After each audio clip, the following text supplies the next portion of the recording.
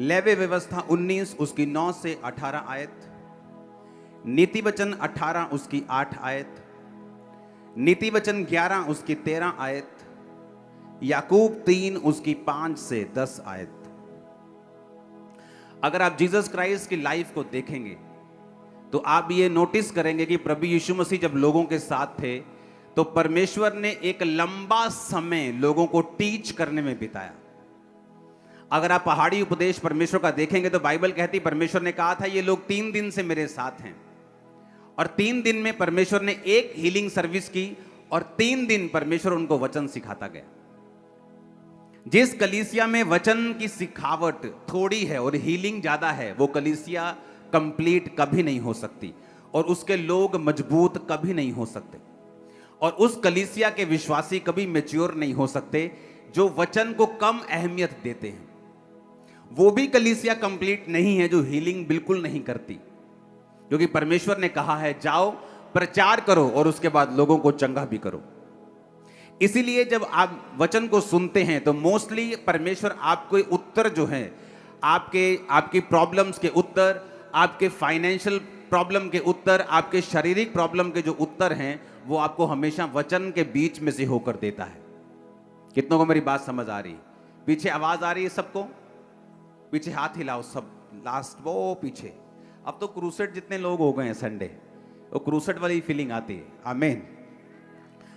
तो लेवी व्यवस्था 19 उसकी 9 से 18, नीति वचन 18 उसकी 8 आयत, नीति वचन 11 उसकी 13 आयत, याकूब 3 उसकी 5 से 10 आयत।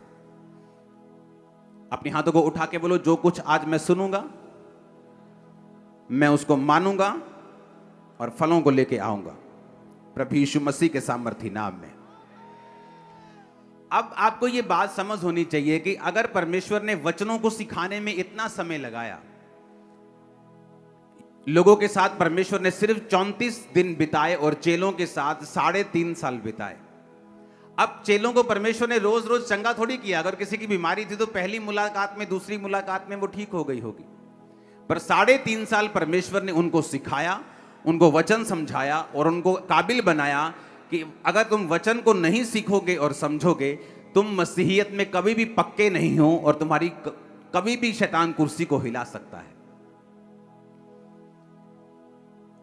रोज की रोटी प्रोग्राम फिर से शुरू हो चुका है, क्रूसेड्स खत्म हो चुके हैं। तारीफ करो जोर से क्रूसेड्स सक्सेसफुल होने के लिए। अब रोज की रोटी प्रोग्राम, रोज आप बाइबल टीचिंग को लोगे और बाइबल में बढ़ोगे और टीचिंग को कंप्लीट करोगे। लेवी व्यवस्था 19 उसकी 9 से 18, ये तब की बात है जब इजरायली लोग मिस्र में से निकाल दिए गए थे, रास्ते में थे और परमेश्वर मूसा से बात करता था और उन्हें व्यवस्थाएं दे रहा था, हुक्म दे रहा था मानने के लिए कि मेरे लोग ये करेंगे, ये करेंगे। कोई हुक्म अब तक नहीं दिया गया था, इसलिए परमेश्वर ने व्यवस्था उनको दी, हुक्म दिए कि तुम परिवार में कैसे चलोगे, समाज में कैसे चलोगे, लोगों में कैसे चलोगे, फाइनेंस में कैसे चलोगे, चोरी हो जाए तो क्या करोगे, कोई मार दे तो क्या करोगे। तो सारे नियम कानून जो था परमेश्वर उसे बना रहा था।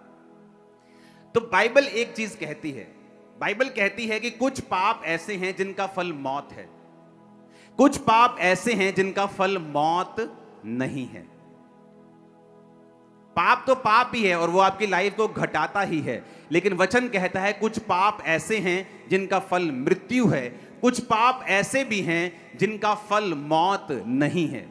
वो आपको स्वर्ग जाने से नहीं रोकते, लेकिन इस धरती की जो ब्लेसिंग्स हैं, जो परफेक्शन है, जो परमेश्वर आपको लाइफ देना चाहता है, वो उससे रोकते हैं आपको।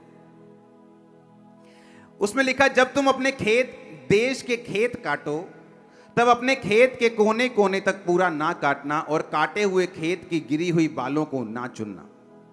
इसकी हल्की डिले खत्म करो, ऊंचा करो, प्रेशर बढ़ाओ। परमेश्वर एक आम हुक्म दे रहा है। परमेश्वर कह रहा है कि जब तुम अपने देश के खेत काटने के लिए जाना ना, फसल काटना, तो नुकरे मत काट लेना, कुछ कुछ खेत छोड़ देना। किसके लिए? आगे लिखा हुआ है, इसकी गूंज कम करो, आवाज बढ़ाओ।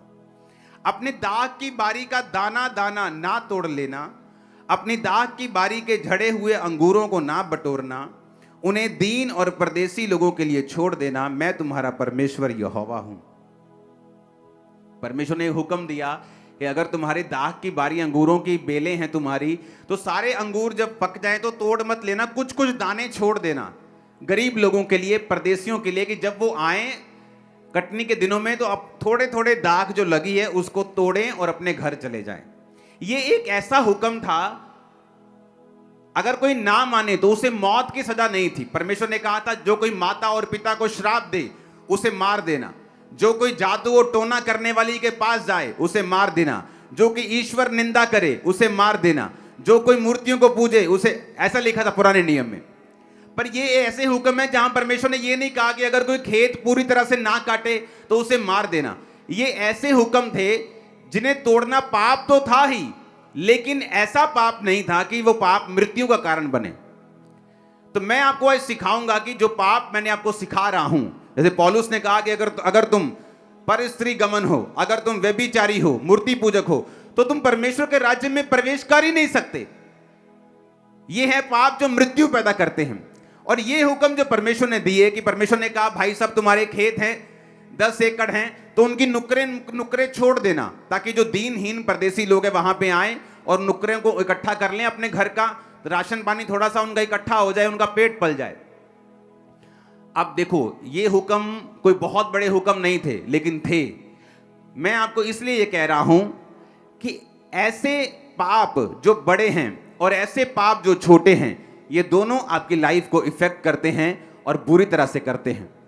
परमेश्वर का छोटे से छोटा हुक्म जो बाइबल में दिया गया है, चाहे वो टाइट देना हो, प्रेयर करना हो, माता पिता की आज्ञाओं को मानना हो, किसी के खिलाफ झूठी गवाही ना देना, कुछ भी हो, वो छोटे से छोटा हुक्म जो जीसस क्राइस्ट के मुंह से निकला, वो एक लंबा बड़ा असर आपकी लाइफ के अंदर पैदा कर सकता है। जब आप रूथ की स्टोरी को देखते हैं, आप गांव में बहुत सारे लोग रहते हैं, कितने लोग गांव से आते हैं, पिंडों से आते हैं, हाँ देखो आधे लोग होंगे। तो जब आप गांव में होते हैं तो आपको मालूम होता है कि आ वाला जमींदार जड़ा ना ये बड़ा कंजूस है। गांव वालों को पता होता है कि कुछ जमींदार ऐसे जो रोज लस्सी बांटते हैं फ्री में। मेरी बात समझ आ रही है कि नहीं? उनके घरों से लोग रोज लस्सी लेने के लिए जाते हैं फ्री में। कुछ जमींदार होते हैं जो बड़े टाइट होते हैं, जो बड़े कंजूस होते हैं। तो लोगों को मालूम होता है कि मेरे जो गांव का जमींदार है वो कैसा है, लैंडलॉर्ड कैसा है। तो जब रूथ बोअज के खेत में वो चुगने के लिए गई, दाने चुगने के लिए गई, तो वो पता करके गई थी कि कौन सा खेत है जहां मैं जाऊं तो अपनी सास का पेट मेरा पल जाए। क्योंकि मजदूर से पूछता है कि भाई साहब काम कहां अच्छा मिलेगा, ये वाला मालिक अच्छा है, मजदूरी रोकता तो नहीं है, ये वाली दुकान अच्छी है, मजदूरी रोकती तो नहीं है, ये वाली कंपनी अच्छी है ना, मजदूरी खाती तो नहीं है। तो मजदूर का भाई होता है एक तरह से। तो वो बोअज के खेत में क्यों गई? क्योंकि बोअज बाइबल कहती है परमेश्वर के हुक्मों को मानने वाला व्यक्ति था। उसे मालूम था कि जब वो खेत काटेगा तो खेत की नुक्करें नहीं काटेगा। तो मजदूरों को यह बात मालूम थी कि बोअज नाम का बंदा है, वो खेत छोड़ देता है, आसपास नुक्करें छोड़ देता है, बड़ा वहां पे दाना मिलेगा। और परमेश्वर ने यह भी कहा था कि जब तुम फसल इकट्ठी करते हो ना, जो गिर जाए तुम्हारे इकट्ठी करते करते जमीन पे, उसे चुगना मत, वो भी दीनहीन और परदेशियों के लिए छोड़ देना। तो सब मजदूरों को मालूम था कि इस खेत में अन्न बड़ा मिलेगा। तो रूथ इसी पूछाहट में, क्योंकि वो जानती नहीं थी उस इलाके को, तो सडनली फिर उसको सपना तो आया नहीं होगा ना, वो इस इलाके को जानते, तो लोगों से उसने पूछा होगा। तो लोगों ने बोअज का खेत रिकमेंड किया कि वहां पे चली जा, तेरे को कुछ ना कुछ अब तेरी बूढ़ी सास के लिए तेरे लिए जरूर मिल जाएगा। अब देखो एक हुक्म जो मृत्यु का कारण नहीं है, जो नहीं मानता, लालच कर जाते हैं लोग, मर नहीं जाते। लेकिन अगर बोअज ने सारे खेत को काट लिया होता और उसकी आदत होती कि वो सारे खेत काट लेता है, कुछ छोड़ता नहीं है, मैं आपको दावा करता हूं रूथ जैसी एक अच्छी औरत, एक काबिल औरत, एक विश्वासी औरत उसकी लाइफ में कभी भी एंटर ना कर पाती। कितने मेरी बात को समझ रहे हैं? एक छोटा सा हुक्म, एक स्मॉल सा हुक्म, किस तरह से देखो उसकी लाइफ में पैसा था। वो बोअज अमीर था, लैंडलॉर्ड था, पैसे थी, बरकत थी, नौकर चाकर थे, सब कुछ था, लेकिन मैरिज नहीं थी। आपकी लाइफ में कुछ टेस्टिमनीज ऐसी होती हैं, वो तब तक नहीं बनती जब तक आप अपने आप को परफेक्ट नहीं करते। कुछ लोग बोलते हैं मैं मूर्ति पूजा तो नहीं कर रहा हूं जी, मैं व्यभिचार नहीं कर रहा हूं जी। अब ये बात नहीं है। कई बार परमेश्वर आपको आपकी लाइफ की बड़ी टेस्टिमनी देने से पहले वो चाहता है आप छोटे छोटे गुनाह भी जो करते हैं उसको ना करें, परफेक्ट लाइफ रखें, ताकि परमेश्वर आपको वो लाइफ दे सके जो आपको देने के लिए, जिसके लिए आपको बुलाया गया है, जिसके लिए परमेश्वर ने आपको अपने पास बुलाया है। लेकिन अब परमेश्वर अब्राहम को बच्चा देना चाहता था, लेकिन अब्राहम परफेक्ट नहीं था, इसलिए परमेश्वर 99 साल का जब वो था, परमेश्वर आते हैं उसके दर्शन में, बोलते हैं अब्राहम मेरी उपस्थिति में चलता जा और सिद्ध होता जा। अब्राहम बोल सकता है परमेश्वर 24 साल हो गए तेरा पीछा करते, अभी भी मुझे सिद्ध होना है क्या? अब तो बातें कम कर, बच्चा दे मुझे। लेकिन परमेश्वर जानते थे कि जो मैं तुझे देना चाहता हूं, कई बार आपकी लाइफ में 5 टेस्टिमनीज बन चुकी हैं, बड़ी 6 टेस्टिमनीज बन चुकी हैं, लेकिन अभी भी एक ऐसी गवाही बाकी है जिस पर आपकी लाइफ डिपेंड करती है। कितने मेरी बात को समझ रहे हैं? मेरी लाइफ में ऐसा था, बहुत सी गवाहियां थी, लेकिन अभी भी कुछ टेस्टिमनीज ऐसी थी जिन पर मेरा पूरा जीवन निर्भर करता था। तो क्या करूं? खींच आती थी, खिजाहट आती थी, गुस्सा आता था, प्रभु के ऊपर निकालता था, प्रेयर बंद कर देता था, ड्रामे चलते थे, कोई फायदा नहीं होता था। फिर से दोबारा उसी प्रेजेंस में आना पड़ता था, कुड़कुड़ाकर अपनी ब्लेसिंग को मैं लेट करता था। तो परमेश्वर ने मुझे सिखाया कि मुझे परफेक्ट होना पड़ेगा, मुझे सीधा चलना पड़ेगा, मुझे धीरज रखना पड़ेगा, मुझे आत्मा के फलों को बनाना पड़ेगा, मुझे छोटे हुक्मों से लेकर बड़े हुक्मों को मानना पड़ेगा, ताकि वो आशीष मेरी लाइफ में जब आए तो वो कंप्लीट हो जाए। कितने मेरी बात को समझ रहे हैं? अब देखो, है छोटा सा हुक्म, परमेश्वर ने ऐसे ही बोला मूसा को कि जब दाख इकट्ठी करना तो सब इकट्ठी मत कर लेना, जब खेत काटना सारे मत काट लेना। अब एक धर्मी बंदा जो प्रभु से प्यार करता है, मैं आपको दावा करता हूं, वो छोटी आज्ञा हो बड़ी आज्ञा हो, वो उस आज्ञा को कभी भी तोड़ता नहीं, कभी भी नहीं ब्रेक करता उस आज्ञा को, कभी भी तोड़ता नहीं, छोटी हो चाहे बड़ी हो। लेकिन जो नॉन सेंसिटिव, अनसेंसिटिव लोग होते हैं, जिनको सेंस नहीं होती, जो आत्मिक डफर होते हैं, उनको मतलब नहीं है, वो छोड़ दे, कोई नहीं, परमेश्वर साडे नाल ही है, वो कोई नहीं, चिंता नहीं करनी, और अब माफ करने वाला परमेश्वर, वो है माफ करने वाला। लेकिन पता नहीं कौन सी छोटी एक आदत है तुम्हारी बुरी, जो तुम्हारी लाइफ की एक बड़ी गवाही को रोक के बैठी। वो आदत छोटी सी हो सकती, गाली निकालना हो सकती, चुगली करना हो सकती, छोटी आदत, लेकिन तुम्हारी बड़ी गवाही को रोक के बैठी। मैं आपको बता रहा हूं, परमेश्वर कई बार आपकी लाइफ की बड़ी गवाहियां छोटे हुक्मों के पूरा होने के साथ जोड़ के रखता है, ताकि आपको यह बात समझ जरूर आए कि जिस तरह बड़े हुक्मों को मानना जरूरी है, छोटे हुक्मों को मानना भी उतना ही जरूरी है, क्योंकि आपकी कई लाइफ की बड़ी गवाहियां उन हुक्मों के साथ जुड़ी हुई होती हैं। कितने इन बातों को समझ रहे हैं? बोझ छोटे हुक्मों को मानता था, उसी वजह से उसे थोड़ी मालूम था, वो तो मानता था। जो टाइट देने वाले लोग हैं वो लालची थोड़ी हैं कि मुझे परमेश्वर 100 गुना देगा। ये कोई बिजनेस कर रहे हो क्या तुम? ये कोई परमेश्वर के साथ तुम्हारा बिजनेस चल रहा है कि तुम 100 दोगे तो वो तुम्हें 100 गुना करके 10,000 वापिस करेगा? नहीं, जो खुदा से प्यार करने वाले लोग हैं, आउट ऑफ लव, प्रेम के कारण, खुदा से प्यार के कारण, वो छोटे और बड़े सब प्रकार के हुक्मों को मानते हैं। और परमेश्वर का वचन पूरा होता है, तूने जो मुझसे प्यार किया है इसलिए मैं तुझको छुड़ाऊंगा। वो आपको छुड़ाने जा रहा है चर्च, आपके परिवार को बड़ी रीति के साथ छुड़ाने जा रहा है। आमीन ऊंचा चाहिए। अब देखो आगे क्या लिखा 11 आयत में, तुम चोरी ना करना, एक दूसरे से कपट ना करना और झूठ ना बोलना। आज्ञाएं हैं, लोग तोड़ते हैं, छोटी छोटी बात पे झूठ बोलते हैं। हाँ, किथे आ गया तू? मैं आ गया जी, बस नकोदर जंग पहुंच गया, अभी घर से निकले। ये भी झूठ है।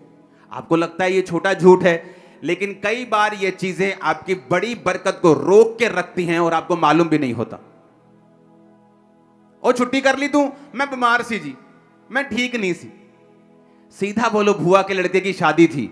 सीधा बोलो, घूमने जाना था। सीधा करो, दिल नहीं कर रहा था जी, मैं थोड़ा सा रेस्ट कर रहा था। जब तक तुम सीधा स्पष्ट नहीं बोलोगे, परमेश्वर तुम्हें बरकत नहीं देगा। अब्राहम की लाइफ में कोई बहुत बड़ा गुनाह नहीं था जब परमेश्वर ने कहा अब्राहम मेरी उपस्थिति में चलता जा और सिद्ध होता जा। अब्राहम कोई दूसरे परमेश्वर को मानने वाला बंदा नहीं था, कोई व्यभिचारी नहीं था, लेकिन उसकी लाइफ में छोटी छोटी कुछ चीजें होंगी जो उसकी बरकत को रोक रही होंगी। परमेश्वर ने कहा तो अब्राहम सिद्ध होता जा। अगर मैं आपको बोलूं कि भाई अपनी कमियों को छोड़ दे, तो आप नहीं बोलेंगे, अगर आप वचन को समझते हैं कि कौन सी कमी। अगर आप जीसस क्राइस्ट को 20 साल से जानते हैं, अगर मैं आपको बोलूं आपकी अपनी कमियों को छोड़ दे, आप बोलेंगे ठीक है जी, मैं पूरी कोशिश करता हूं, क्योंकि आपको मालूम है आपकी कमी कौन सी है। अगली आयत, तुम मेरे नाम की झूठी कसम खाकर परमेश्वर का नाम अपवित्र ना करना। बात बात पे कसम खाना, मैंने प्रभु दी सौं लगे, नहीं बाइबल ते हाथ रख दिया, मैं बाइबल ते हाथ रख दी, बार बार परमेश्वर की कसम खाना उसको अपवित्र करने के बराबर है। जिसको आपका यकीन नहीं है कि आपने बोला कि ओके लीव इट, कसम खाना सही नहीं। एक दूसरे पे अंधेर ना करना, ना एक दूसरे को लूटना। मजदूर की मजदूरी तेरे पास रात सवेरे तक ना रहने पाए, किसी की मजदूरी को मत रखना। बहरे को श्राप ना देना, अंधे के आगे ठोकर ना रखना, अपने परमेश्वर का भय मानना, मैं यहोवा हूं। न्याय में कुटिलता ना करना, कंगाल का ना तो पक्ष करना, ना बड़े मनुष्य का मुंह देखकर विचार करना, एक दूसरे का न्याय धर्म से करना।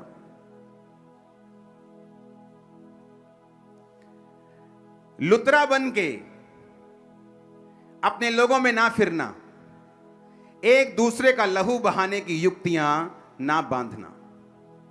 हालेलुया। लुतरा, बोलो लुतरा बन के। आपको मालूम है इसका मतलब क्या है लुतरा बन के? क्यों परमेश्वर ने कहा लुतरा बन के एक अपने लोगों में ना फिरना? नीति वचन 11 उसकी 13 आयत भी यही कहती है, जो लतुराई करता फिरता वो भेद प्रकट करता है, परंतु विश्वास योग्य मनुष्य बात को छिपा रखता है।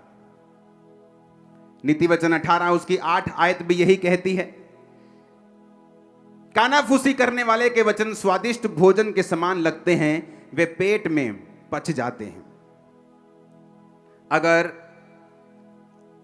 हम इसको इब्रानी भाषा में देखें तो लतुरा का मतलब है राकील, इब्रानी भाषा का 7400वां शब्द, जिसका मतलब है स्कैंडल मॉन्गर। अगर हम इसे पढ़ेंगे बड़े ध्यान से, जो आज मैं आपको टीचिंग दे रहा हूं, ये हाई लेवल की बाइबल टीचिंग है जो आपको देना बहुत जरूरी है। जैसे आप यूनिवर्सिटीज में पाते हैं जो बाइबल टीचिंग स्पेशल टीचिंग होती है, वो मैं आपको आज दे रहा हूं। अब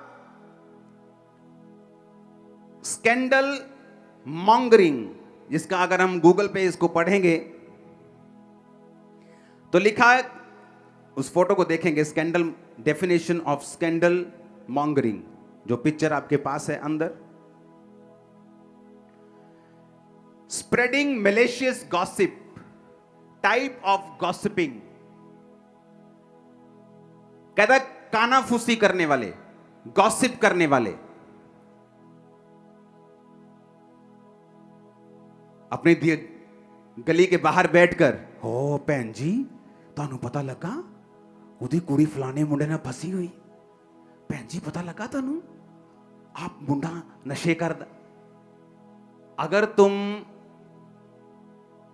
विश्वासी हो तुम गॉसिप नहीं करोगे। अगर तुम्हें कुछ पता चल जाए तुम उसके लिए प्रेयर करोगे। सुनो, आज बड़े ध्यान से वचन को समझना, क्योंकि ये छोटी आज्ञाएं ऐसी हैं, अगर आप इन्हें नहीं मानेंगे हो सकता है आपकी बड़ी गवाही रुक जाए और कोई कुछ नहीं कर सकता। इसमें लिखा ए मैलिशियस गॉसिप। मैलिशियस गॉसिप का, मैलिशियस नाम का जो मैलिशियस वर्ड का मतलब हम समझेंगे, इसका मतलब है दुर्भावनाशील, कि किसी व्यक्ति की गॉसिप करना दुर्भावना के साथ। जब तुम्हारा बेटा नशा करता है, क्या तुम उसकी गॉसिप करती हो अपने मोहल्ले में कि बहन जी आओ तानू गल दसा, मेरा मुंडा नशा करके आया राती? आप बताते हो? बोलो, बताते हो कि नहीं? नहीं बताते। क्यों? क्योंकि वो आपका बेटा है।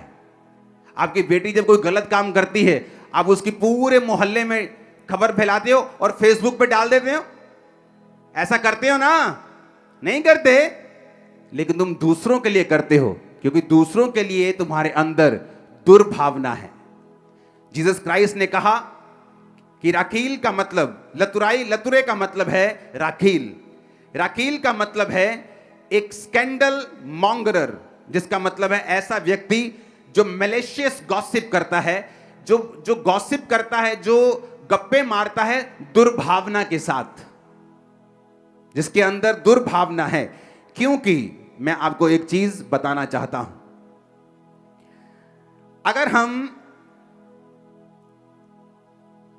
अगर आपके पास वो पिक्चर्स रेडी हो गई हैं हिंदी में तो दिखाओ, नहीं तो मैं पढ़ता हूं उसको।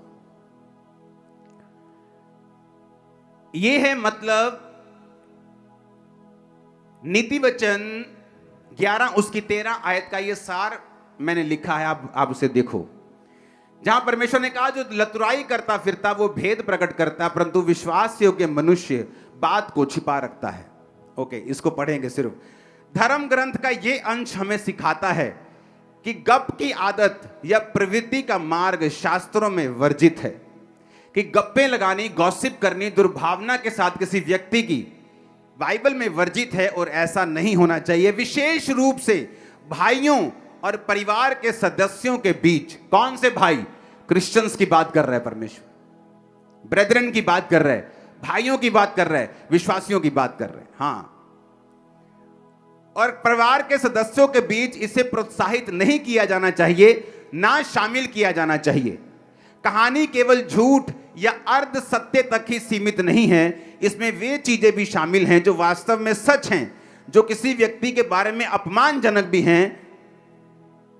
आज के परिच्छेद में प्रभु किसी व्यक्ति की असफलताओं के बारे में बुरी खबर लाने या दूसरों की गलतियों और पापों के बारे में गपशप करने की आदत पर रोक लगाते हैं।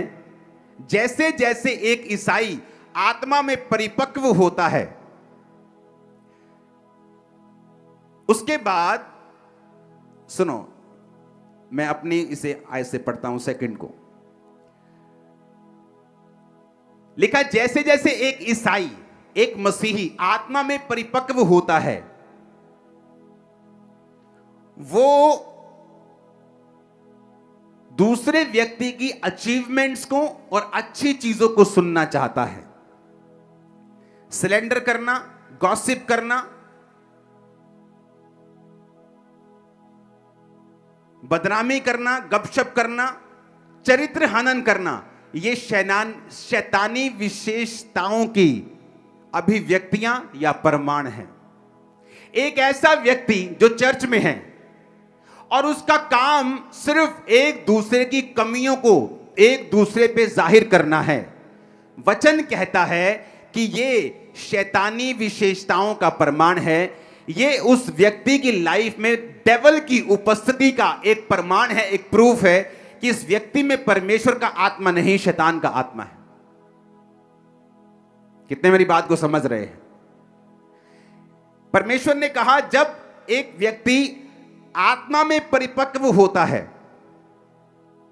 तो वो ये नहीं चाहता, वो सुनना नहीं चाहता कि कौन व्यक्ति कौन सी गप्पे लगाने की कोशिश कर रहा है या उस व्यक्ति की लाइफ में क्या हो रहा है। अगर उसे कोई बुरी न्यूज मिलती है, क्योंकि आप सब लोग जब मसीह में आते हैं, आप जीसस क्राइस्ट नहीं हैं, आप गलती करेंगे, लेकिन अब मैं आपकी गलती को इंटरनेट पे डाल दूं या मैं आपको समझाऊं और आपके लिए प्रेयर करूं, या मैं आपकी गलती को फिर अपनी टीम को इकट्ठा करके चुगलियां करूं आप लोगों की कि आप ऐसे हैं, उस व्यक्ति ने ऐसा किया, वो ऐसा।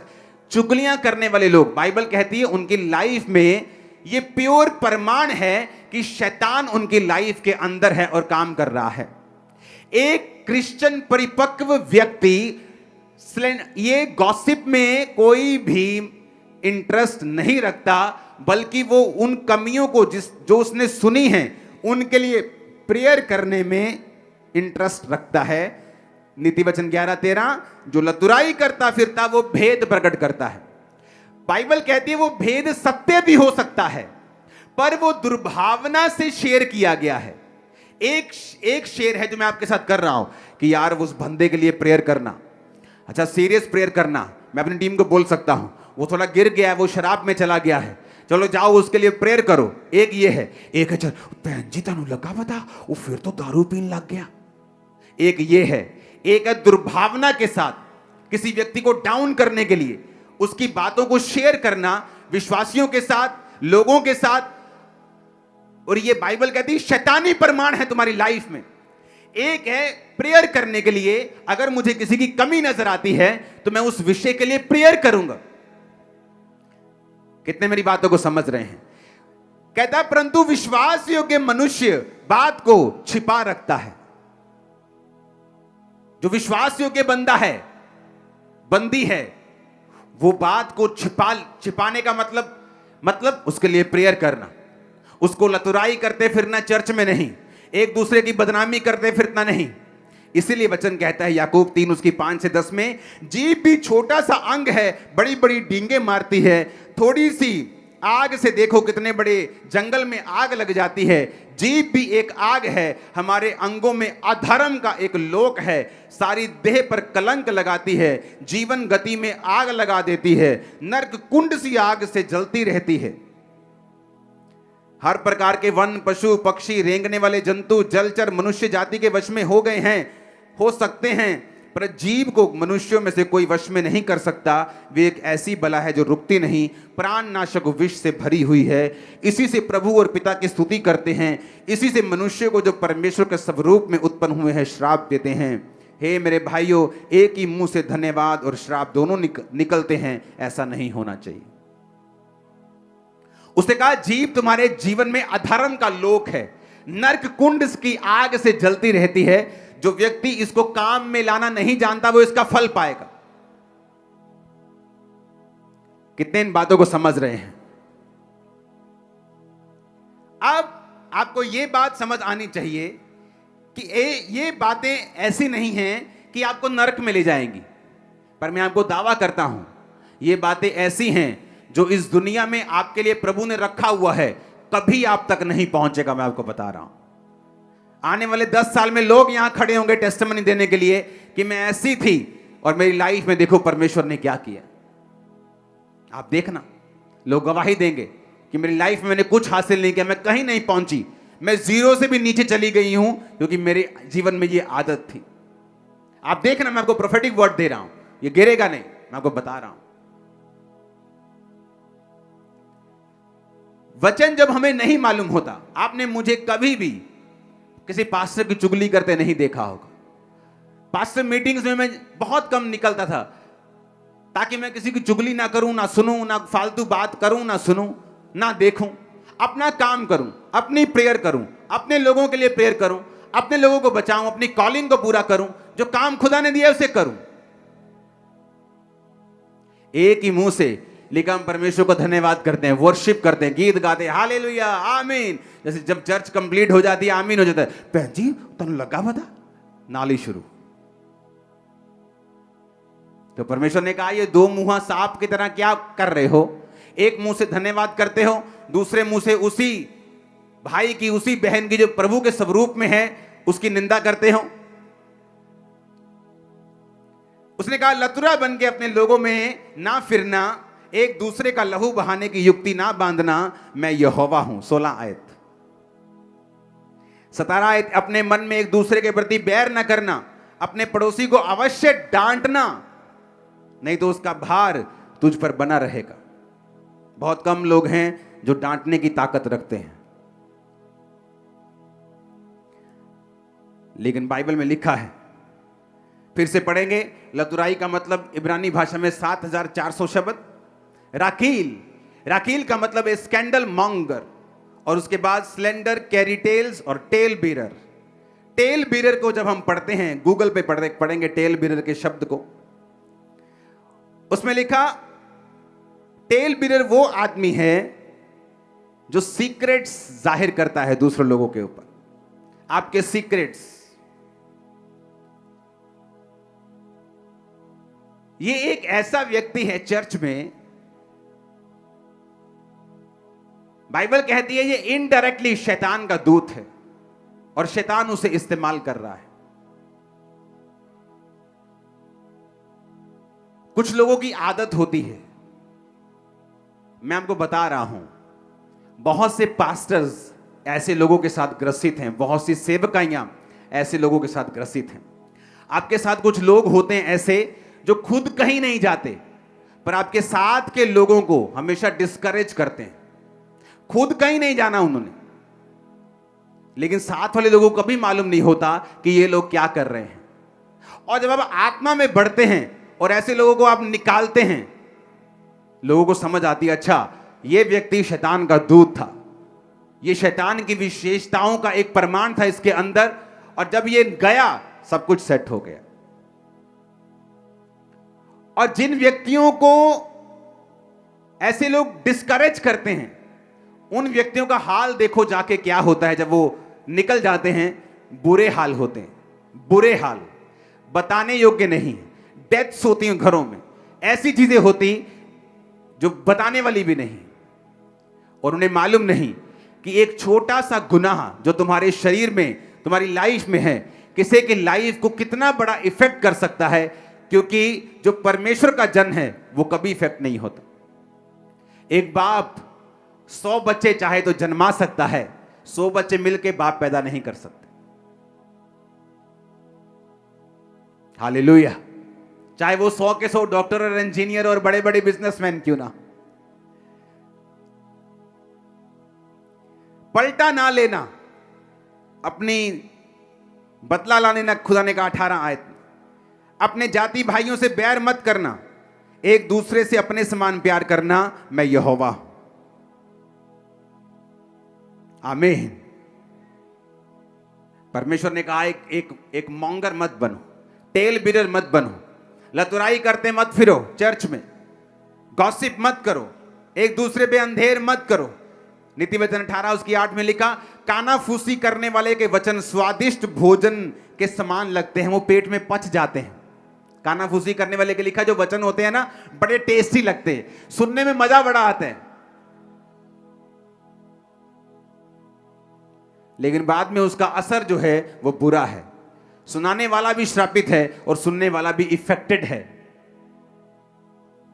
और जब ऐसी कमियां हमारी लाइफ में होती हैं, तो जो परमेश्वर कई बार जो करना चाहता है, ऐसा नहीं कि हम स्वर्ग नहीं जाएंगे, स्वर्ग चले जाएंगे, ये मैं गारंटी देता हूं, पर जो प्रभु करना चाहता है वो नहीं होगा, ये भी गारंटी देता हूं। वो परफेक्ट लाइफ जो खुदा देना चाहता है नहीं होगी। तुम जहां मर्जी चले जाओ, जो परमेश्वर का प्लान है वो ए ही है, एक ही है, वो अलग अलग नहीं है। अगर वहां फेल तो सब जगह फेल, मैं आपको बता रहा हूं। जब हम अपनी लाइफ में वचनों को सीरियसली लेना शुरू करते हैं, मोस्टली मैं ये जो वचन है ये डीप वचन है, आपको रोज की रोटी प्रोग्राम में बताता हूं, तो आपको मालूम होना चाहिए आज संडे है तो कल छुट्टी है, मंगलवार से रोज की रोटी प्रोग्राम स्टार्ट है। सिर्फ एक छुट्टी होती, मीटिंग अगले दिन छुट्टी होती, उसके बाद आप उसको रोज की रोटी को सुनते हैं और बरकत को पाते हैं। कितने मेरी बात को समझ रहे हैं? अगर ये वचन आपने नहीं समझे तो सब कुछ व्यर्थ है। आप आमीन आमीन बोल के थक जाएंगे, आप बोलेंगे मेरी लाइफ में एक काम क्यों नहीं हो रहा, क्योंकि ये ऐसी चीजें हैं जो आपकी लाइफ को परफेक्ट होने से रोकती हैं। और कुछ ब्लेसिंग्स ऐसी हैं जब तक आप उन चीजों को हासिल नहीं करते, आत्मा में परफेक्ट नहीं होते, आपकी लाइफ में कभी एंटर नहीं करते। एक असली मसीही व्यक्ति गॉसिप सुनने से उत्तम यह समझता है कि जिस व्यक्ति की लाइफ में उसको कमी नजर आती है, उस व्यक्ति के लिए वो प्रेयर करेगा। हालेलुया। ऊंची आवाज में बोलो हालेलुया, ऊंची आवाज में हालेलुया।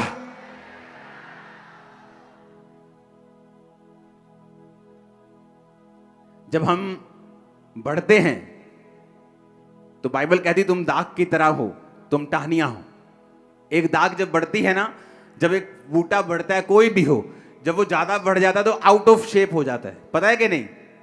जब वो आउट ऑफ शेप हो जाता है तो फिर माली उसे थोड़ा थोड़ा काटता है। वो काट के छोटा तो नहीं हो जाता पहले जितना, थोड़ा सा छोटा हो जाता है, लेकिन पूरी तरह से शेप में आ जाता है। फिर वो और बढ़ता है, फिर माली उसको फिर काटता है और शेप में लेके आता है। बाइबल क्या कहती है? उसने कहा अपने पड़ोसी को अवश्य डांटना। पड़ोसी कौन? आपका नेबर नहीं, जो आपके मकान में रहता है, आपके मकान के साथ, वो उसकी बात नहीं कर रहा। पड़ोसी का मतलब जो आपके सबसे करीब है, जिसको आप जानते हैं। मुझे याद है जब मैं अपने स्पिरिचुअल फादर के पास नाइजीरिया में जाया करता था, तो वहां पे अच्छी तरह से मेरी धुलाई होती थी, आत्मिक धुलाई। तो सारी कमियां वहां निकल जाया करती थी। तुम्हारी लाइफ में एक भी जन ऐसा नहीं है जो तुम्हें डांट सके। जिसको बाप ने नहीं डांटा, मेंटर ने नहीं डांटा, उसको दुनिया ने डांटा है, उस दुनिया ने उसको मारा है। जिसने बाप की मार खाई है, उसने दुनिया को नचाया है अपने इशारों पर। मैं आपको बता रहा हूं, उसको दुनिया नहीं नचा सकी, उसको दुनिया घुमा नहीं सकी, उसको दुनिया मार नहीं सकी। तुम्हारी लाइफ में एक बंदा भी ऐसा नहीं है जिसकी तुम डांट खा सको। शर्म आनी चाहिए। बाइबल कहती है चुगलियां करने वाले लोग, गॉसिप करने वाले लोग। फिर से पढ़ेंगे उस हिंदी के पदों को, उस बाइबल टीचिंग को पढ़ेंगे फिर से। धर्म ग्रंथ का ये अंश, कौन सा अंश? नीति वचन 11 उसकी 13 आयत को पढ़ेंगे साथ साथ। जो लतुराई करता फिरता वह भेद प्रकट करता है, परंतु विश्वास योग्य मनुष्य बात को छिपा रखता है। ये वाला अंश की बात कर रहा है। धर्म ग्रंथ का ये अंश हमें सिखाता है कि गपशप, गॉसिप करने की आदत, चुगलियों की आदत या प्रवृत्ति का मार्ग शास्त्रों में वर्जित है। बाइबल में इसका वर्जित मतलब मना है, और ऐसा नहीं होना चाहिए। विशेष रूप से भाइयों, परिवार और परिवार के सदस्यों के बीच इसे प्रोत्साहित ना किया जाए, ना शामिल किया जाए। कहानी, गपशप की कहानी केवल झूठ और अर्ध सत्य तक सीमित नहीं, इसमें वो चीजें भी शामिल जो सच्चाई हैं। गॉसिप करने वाला जरूरी नहीं झूठ बोलेगा, वो सच भी बोल सकता है, पर है वो शैतानी, है वो झूठा। उसका ओरिजिन, उसका जन्म शैतान से हुआ है। कितने मेरी बातों को समझ रहे हैं? और इसी वजह से जब लोग जो बाइबल के पदों को नहीं समझते, ऐसे लोगों से जब मेल मिलाप करना शुरू करते हैं, वो गिर जाते हैं। अब आगे पढ़ेंगे। आज के परिच्छेद में प्रभु किसी व्यक्ति की असफलताओं के बारे में बुरी खबर लाने या दूसरों की गलतियों और पापों के बारे में गपशप करने की आदत पर रोक लगाते हैं। किस चीज के बारे में? किसी की असफलता, कोई फेल हो गया, कहता उसकी बुरी खबर। तुम गॉस्पल प्रीचर हो। गॉस्पल का मतलब क्या होता है? Good news. तुम जीसस क्राइस्ट के प्रीचर हो, पर तुम शैतान के बन गए। क्यों? तुम बुरी खबर लाने वाले हो, दूसरों की बुरी खबर, असफलताएं। किसी की लाइफ में क्या हो रहा है, कोई मर गया, कोई लुट गया, उसके बारे में तुम ज्यादा अपनी बातों को फैलाते हो और गुड न्यूज कम फैलाते हो। उसने क्या कहा कि प्रभु किसी की असफलताओं के बारे में बुरी खबर लाने या दूसरे की गलतियों और पापों के बारे में गपशप करने की आदत पर रोक लगाते हैं। कि प्रभु ने रोक लगाई है। अगर हम इन बातों को नहीं समझेंगे, इन बातों को नहीं जानेंगे, हमारा फिर कुछ नहीं हो सकता। हम क्रिश्चियन भी रहेंगे, बरकतें भी कुछ कुछ मिलती रहेंगी, हीलिंग भी कई बार मिलती रहेगी, स्वर्ग भी मिस नहीं होगा, पर वो लाइफ मिस कर जाएंगे जो खुदा ने हमें देने के लिए बुलाया है, जो एक परफेक्ट लाइफ है, जिसमें ब्लेसिंग्स हैं, जिसमें ऊंचाई है, जिसमें परमेश्वर का मास्टर प्लान है, जिसके तहत परमेश्वर ने आपको बुलाया है। ऊंची आवाज में हालेलुया बोलो। फिर से पढ़ेंगे उस हिंदी के उस अंश को। पहले हाँ, कि धर्म ग्रंथ का यह अंश हमें सिखाता है कि गपशप की आदत या प्रवृत्ति का मार्ग शास्त्रों में वर्जित है और ऐसा नहीं होना चाहिए, विशेष रूप से भाइयों और परिवार के सदस्यों के बीच। कि विशेष रूप से क्रिश्चियंस, मसीही लोग, वो किसी भी डिनोमिनेशन से क्यों ना हो, किसी भी मिशन से क्यों ना हो, वो कैथोलिक हो, वो CNI हो, वो पेंटिको, किसी भी तरह के क्यों ना हो, परमेश्वर ने कहा उनके बारे में गपशप करने की आदत, उस पर रोक लगाता है परमेश्वर। जैसे जैसे एक ईसाई परिपक्व होता है, उसके दिल में मनुष्यों की गवाही सुनने की इच्छा ज्यादा होती है और उनकी असफलताओं के बारे में वो नहीं सुनना चाहता। अब आप देख लो, आप परिपक्व हो या आप अभी भी बच्चे हो, बदनामी करना, गपशप करना, कहानियां सुनाना, चरित्र हनन करना, ये शैतानी विशेषताओं की अभिव्यक्तियां और प्रमाण है। मेरा बिलीव है कि आप इन वचनों को समझ गए होंगे और मंगलवार को ये वचन मैं कंटिन्यू रोज की रोटी में जाहिर करूंगा। और मैं आपको बता रहा हूं, आप सेम नहीं होंगे जब इन वचनों को आप सुन लेंगे और मान लेंगे। प्रभु बोझ ले लिया ना, बस डर के लेना आज, और प्रभु को बोल देना कि आज से ये कमी खत्म होगी, मेरी लाइफ में कभी नहीं होगी। आमीन। आप जानते क्यों लोगों के घरों में बीमारियां रहती? यहां प्रभु बोझ ले लेना, प्रभु बोझ लेने के बाद अपनी चुगलियां शुरू। और बाइबल कहती है इसलिए तुम बीमार हो, तुम रोगी हो, तुम निर्बल हो, क्योंकि तुमने परमेश्वर की देह को बिना पहचान के लिया। कौन है खुदा की देह? तुम खुदा की देह हो, मैं खुदा की देह हूं। वॉलंटियर खुदा की देह है, तुम खुदा की देह हो। कोई नाक है, कोई कान है, मैं मुंह हूं, मैं बोल रहा हूं। कोई कान है, कोई टांग है, कोई सुसमाचार दे रहा। हर बंदा परमेश्वर की देह के अंदर है। अलग अलग काम हम कर रहे हैं, लेकिन उसकी देह के मेंबर हैं, उसी के देह के अंग हैं। जब एक अंग दुख मनाता है तो दूसरा अंग सुखी कैसे हो सकता है? और इसीलिए कलीसिया में बीमारियां हैं, कलीसिया में कमजोरियां हैं, क्योंकि कलीसिया इन वचनों पे नहीं चलती। उसे हीलिंग से अपनी मतलब है, हीलिंग ले ली सब ठीक है, हीलिंग ली पैसा बोया सब ठीक है। ऐसा नहीं है। परमेश्वर सिर्फ यहीं तक सीमित नहीं है, वो आगे बढ़ना चाहता है आपकी लाइफ। आमीन। अपने काम से मतलब रखें, प्रेयर से मतलब रखें, फास्टिंग से मतलब रखें, अपनी लाइफ से मतलब रखें कि आपने प्रेयर की कि नहीं की। दूसरों से क्या लेना देना? कई बार गलती क्या करता है इंसान, जब एक विश्वासी को कोई पाप में देखता है, हो सकता है उसी रात उसने तौबा कर ली हो,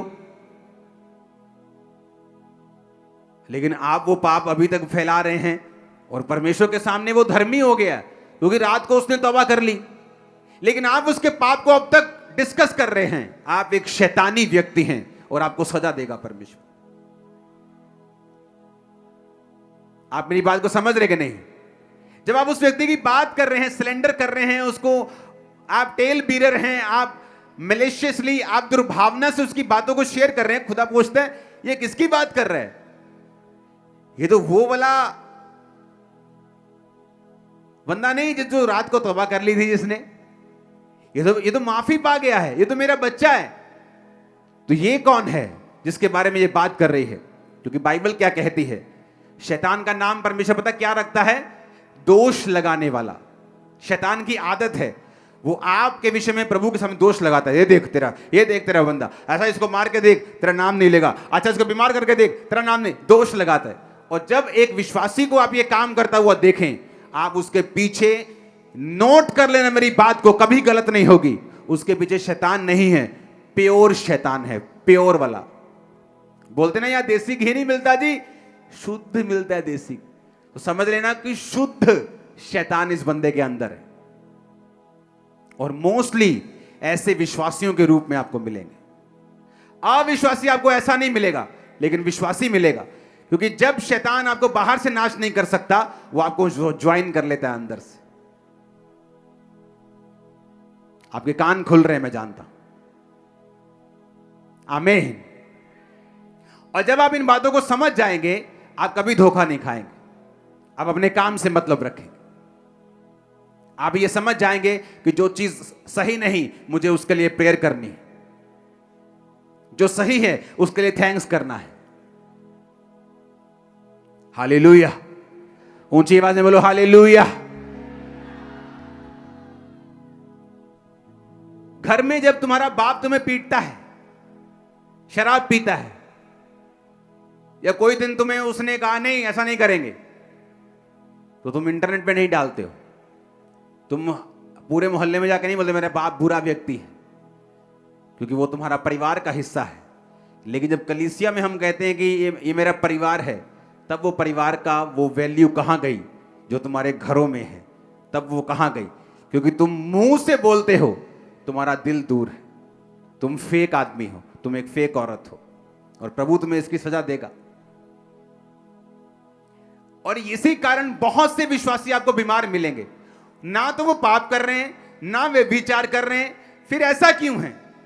क्योंकि ये चीजें आपकी लाइफ में शैतान का एक पॉइंट कांटेक्ट बन जाता है जहां से वो एंट्री मारता है और काम करता है।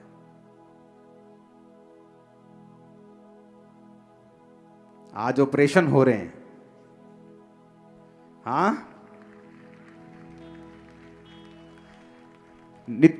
याकूब 3:6, जीभ भी एक आग है, हमारे अंगों में अधर्म, देखो क्या कहते हैं, अधर्म, धर्म का लोक नहीं, अधर्म, नरक कह रहे हैं उसको, जीभ को। कहता सारी देह पर कलंक लगाती है, शरीर पर कलंक लगा देती है, नरक कुंड की आग से जलती रहती है, जीवन गति में आग लगा देती है। मेरी बहनों बचो, क्योंकि इस बात में शैतान बहनों पे ज्यादा काम करता है। भाई भी बचें, क्योंकि वो किसी को, स्त्री पुरुष को देखकर शैतान नहीं आता। लेकिन इस बात से बच के रहना है ताकि जब प्रभु आपको कुछ ऐसा देने के लिए आए, ऐसी गवाही जिस पर आपकी लाइफ डिपेंड करती है, वो आपको काबिल समझे, नाकाबिल ना समझे। मेरा बिलीव है कि आज से ये कमी यहीं खत्म हो गई। इस चर्च की मिट्टी में उस कमी को आज दफन करके वापस जाना और फ्री होके वापस जाना, हल्के होके वापस जाना।